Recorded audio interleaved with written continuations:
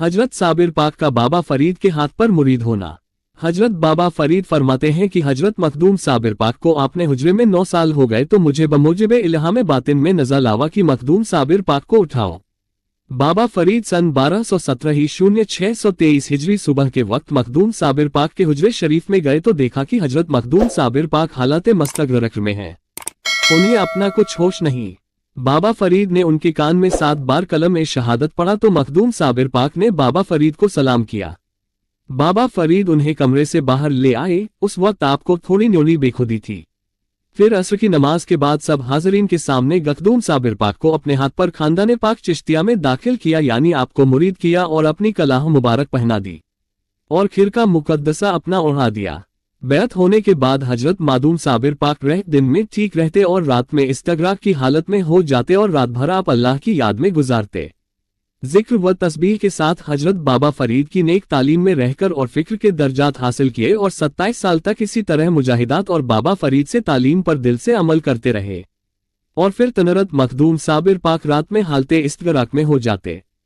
हजरत साबिर पाक की खिलाफत व इजाजत अता करना। हजरत मखदूम साबिर पाक हजरत बाबा फरीद के सगे मामूश्री थे, पीर भी थे और ससुर भी थे और आखिर 27 साल की रियागत और मुजाहिदे के बाद हजरत बाबा फरीद ने अल्लाह के हुक्म से आपको खिलाफत अता की और कहा कि तुम कलिया शरीफ के साहिबे विलायत हो, कलिया शरीफ जाओ और खुदा के बंदों की इबादत करो और साथ में अली मुल्ला अब्दाल खादिम को भी आपके साथ रवाना कर दिया।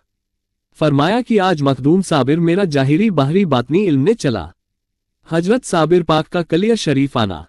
हजरत पीर के रोज सन 1253 हिजरी को अली मुल्ला अब्दाल के साथ कलिया शरीफ पहुंचे। एक बूढ़ी औरत गुलजारी रोगन के मकान में मुकरीम हुए और हंसे मामूल इबादत व रियाजत में मशगूल हुए।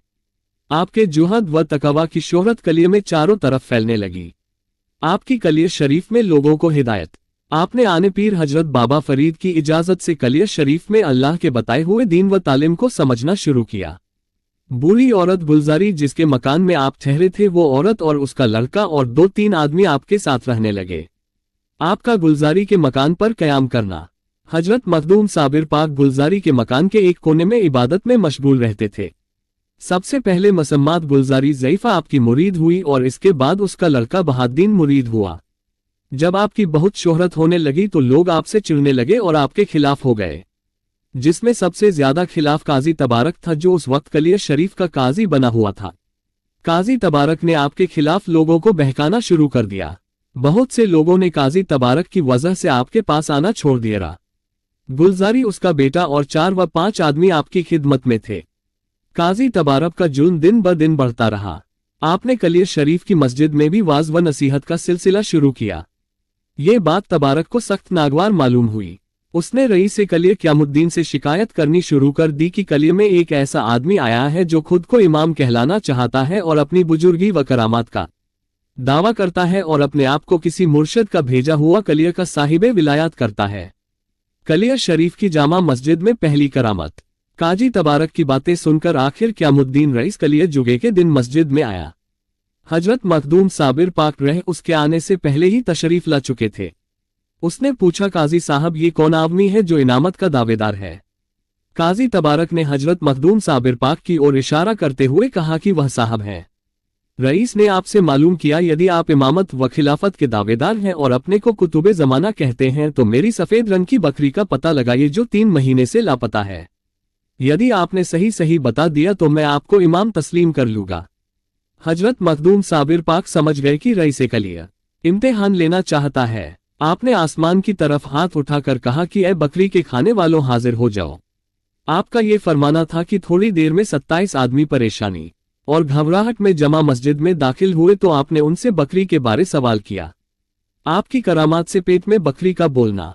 रईस कलिया की बकरी जो तुमने खाई है उसके बारे में बताओ। तो उन लोगों ने एक जमा होकर इनकार किया कि हम लोगों ने बकरी नहीं खाई। तब आपने रईस कलिया से कहा कि तुम उस बकरी का नाम लेकर आवाज दो। रहस्य कलिया ने अपनी बकरी का नाम हरमना लेकर पुकारा तो उन लोगों के पेट से बकरी की आवाज आए। बकरी ने सारा माजरा बयान कर दिया।